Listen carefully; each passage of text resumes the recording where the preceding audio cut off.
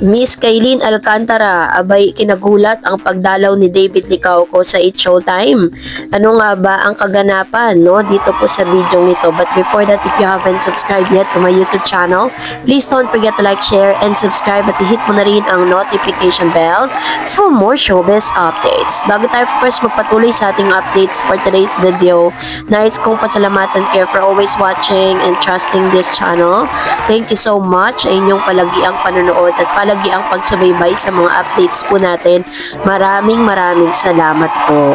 At ngayong araw, pag-usapan natin dahil napakaganda po ng mga positive po ang feedbacks ng ilang mga manonood sa view.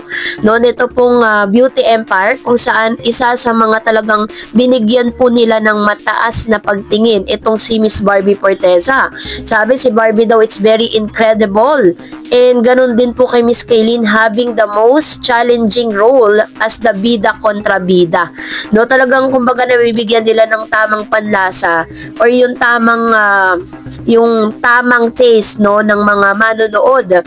At talagang nag-collaborate po yung galing ng tatlong babaeng ito, si Miss Rupa Gutierrez, Kaylin Alcantara, and Barbie Forteza sa kanilang Beauty Empire. Ngayon po ay talaga namang napapanood pa rin ito sa view, pay-per-view, kung saan you need to register para po mapanood nyo online.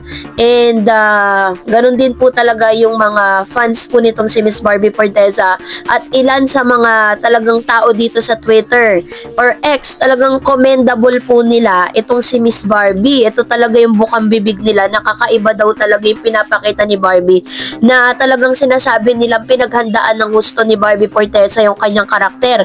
Katulad na sinabi niya po doon po sa interview niya with Boy Abunda sa Pastok, pinag-isipan niya maigi kung anong magiging looks, kung paano yung atake niya, at talagang pinag-aralan niya po ng ilang buwan yung karakter niya, kung paano niya mapoportray at mabibigyan ng hustisya ito pong nasabing karakter niya dito sa Beauty Empire. Kaya naman talagang tuwan-tuwa pong Jimmy Sparkle dahil hindi sila nagkamali na ibigay kay Barbie Forteza, Kaylin and Rupa Gutierrez ang nasabing serye na ito. Although kapag mga series kasi medyo may ikli lang siya, pero talagang bukang bibig siya ngayon ng mga onliners at talagang very kumbaga ang dami nagko-comment positive feedbacks with regards to this. Kaya naman congratulations, at isa rin sa laman po ng Facebook or Instagram stories ni Miss Barbie kung saan nagkita sila ng isang long time friend niya dito po sa GMA sa isang restaurant. Kasabay nga nito ay napag-usapan din ang ilan sa mga ipinakita ni Barbie Forteza dito po sa It's Showtime, kung saan isa siya sa mga napiling guest jurado kasama si Kaylin at si Tony Fowler. At sa isang video clip na ipinakita po ng It's Showtime ay nagtaka ang ilang mga netizen matapos nga na biruin itong si Kaylin Alcantara, itong si Miss Barbie Forteza, na tila baga may bisita siya sa studio. Panoorin natin ito. Dito rin po.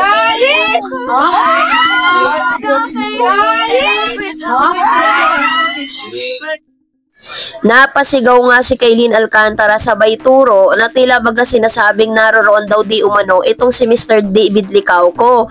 Pero dun po sa video na yun, hindi po actual na ipinakitang si David Licauco nga or nandun ba siya or what. Pero sabi po dun sa video na tila baga meron pong dumalaw at napadaan dun sa studio itong si David Licauco para dalawin si Miss Barbie Forteza. Hindi nga lang siya inere sa It's Showtime. And nakita rin natin yung reaction ni Miss Kaylin Alcantara nang makita niya po at tinuro at sinabing nandun nga si David. Napasigaw nga po siya at maging ang mga nandoon yung mga live audience. Sabi nga ng mga tao po sa sa X sa Twitter na tila baga itong si Miss Kaylin Alcantara ay meron pong alam patungkol kay Barbie at David. Kasi alam naman po natin na isa sa mga laging nilalabi nitong si Barbie na talagang super chikahan sila nitong si Kaylin at talagang sobrang napaganda at napalalim nila yung relationship nila matapos sila magsama dito po sa serye na Beauty Empire. Kaya nga sigaw po ng mga netizen ay bigyan pa tayo ng mas marami pang clue nitong si Kaylin patungkol kay Barbie at David Licauco. So yun po yung mga mga dapat nating abangan dahil marami pang bistuhan na magaganap between David and Barbie sa pamamagitan ni Kailin Alcantara at ni Miss Rupa Gutierrez. At dahil dyan, narito naman ang ilan sa mga comments and reaction po ninyo patungkol naman sa ating latest updates, no? Magbabasa tayo ng mga komento ninyo sa comment section. Unahin po natin ang nagkomento, no, dito po sa first comment po natin, si Miss Yoli Bautista. Sabi niya, wag naman gamitin itong pabor kay Jack kasi may papalabas si Jack. So kahit magkaibigan, wag na. Ayan, kasi parang nag-react po sila with regards sa paglapit nga ni Jack Roberto dito po kay Miss Barbie. Ako para sa akin, ang point of view ko, wala ko nakikitang masama sa paglapit ni Jack para kay Barbie. Kasi unang-una, pinapakita lang talaga dito na friends po sila at naging maganda yung hiwalayan nila, no? Dahil talagang hindi po nagpaka-cheap itong si Miss Barbie para ikwento si Jack sa ibang tao patungkol sa pagiging red flag nito. Sabi ni Miss Teo, bakit kasi paghiwalay nila ang barda, ang inggit lang ang tadhana na ang barda at pagkalooban niya ni Lord. Sabi ni Mercy, hindi na babalikan ni Barbie sa Jack, tapos na sila, jowa na ang barda, right time lang ang aamin na din sila. Ayan. Actually po, wala naman po talagang comeback na magaganap between Jack and Barbie.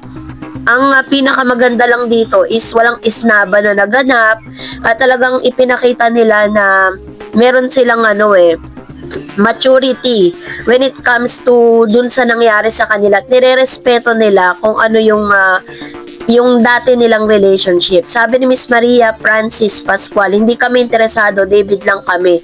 Marunong naman si Barbie, si David din. Edukado at dissenting tao. Ayan. And then, sabi ni Miss Maris, hindi dapat magselo si David kasi hindi pa sila mag-boyfriend at wag husgahan si David. May sariling isip yan. Dapat kayo hindi inuuna ng mga kalab team. Ayan. And then, sabi ni Pinay, I know David was understanding to Barbie and vice versa. They understood each other and respected each other. Sabi na rin ni B, no way na pwede silang magbalikan with Jack at no project with the ex. So B was focusing on her self-career and of course, ang kanyang Ginoo, bashing na naman kay D, kaya minsan kawawa na rin ang situation ni D. Basta team panatag, kalma ako sa barda. Road to forever. Ayan. Salamat, Ma'am Chi.